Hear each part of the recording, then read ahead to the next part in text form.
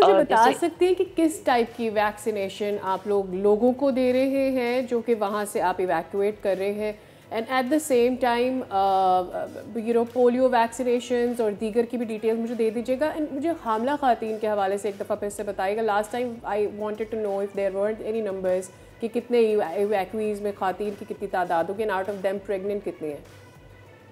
अच्छा, जो आप बता रहे हैं इन्फेक्शन जो नॉर्मल आ रहे हैं वो आँखों की कुछ कुछ इरिटेशन की कुछ बीमारी होती है जो नॉर्मली जब इस तरह के फ्लड आते हैं तो लोगों को बहुत कॉमन होती है कि हर ओह। दूसरे इंसान को, इवन जो वहाँ पे डॉक्टर्स अपॉइंटेड है उनको भी ये इन्फेक्शंस हो रहे हैं कि वो आँखों की उनमें कुछ इरिटेशन होती है, कुछ इन्फेक्शंस होते हैं।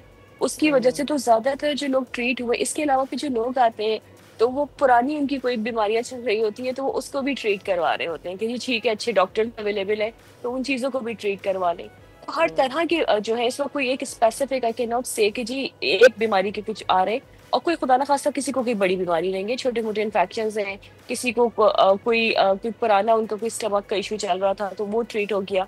इस तरह की चीज़ें आ रही हैं। देखिए, ये वाला मैपिंग हमारी पूरी हुई हुई है कि जी किस घर में कितने ख़वातीन हैं, कितने मर्द हैं, कितने, लेकिन as far as pregnant women are concerned तो मैं एग्ज़ैक्ट फिगर नहीं बता सकती, लेकिन उनके लिए भी हम हमारे पास वहाँ पे गायनेकोलॉजिस्ट भी मौजूद हैं और डिफरेंट जितने हाँ। भी कंसर्न डॉक्टर्स हैं, वो तमाम लोग ऑन ड्यूटी हैं। और वो इतने करीब हमने कैंप लगाए हैं कि जैसे अगर जो रिवराइन एरियाज़ हैं, उनसे 8 किलोमीटर, 10 किलोमीटर, इससे ज़्यादा दूर हमने उनके कैंप्स नहीं लगाए। मेडिकल कैंप्स भी इसी तरह, रिलीफ कैंप्स भी इसी तरह और हर तरह की सहूलत। लेकिन एक बात मैं आपको और बताऊँ कि रिलीफ कैंप जो हमने इतने सारे जो है क्वांटिटी में लगाए, उसमें अब तक एक इंसान भी नहीं आया है। वो हम्म। अभी भी प्रेफ़र कर रहे हैं जो कच्चे के लोग हैं कि जी या तो पक्के में उनके घर बने, वो वहाँ जाएँ या वो अपने रिलेटिव्स के यहाँ जाएँ।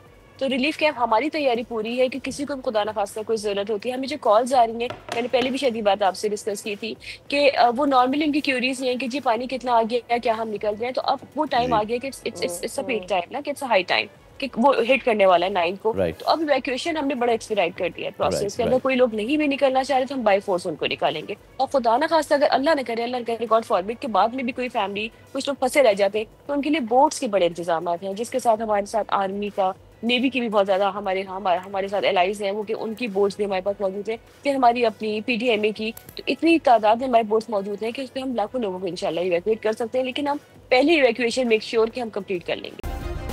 सब्सक्राइब करें और बेल दबाएं ताकि कोई खबर रह न जाए।